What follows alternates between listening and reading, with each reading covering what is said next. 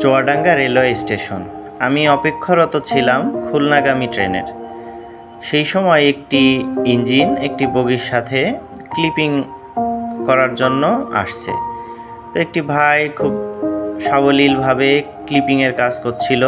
তো এই ভাইয়ের কাজ দেখে একটা কথা মনে পড়ে গেল, একটা প্রবাদ মনে পড়ে গেল আর কি। আমি খাই বসে বসে, তুমি খাও শ্রমে, তোমার টাকায় ফুর্তি করি, তুমি ভেজো ঘামে।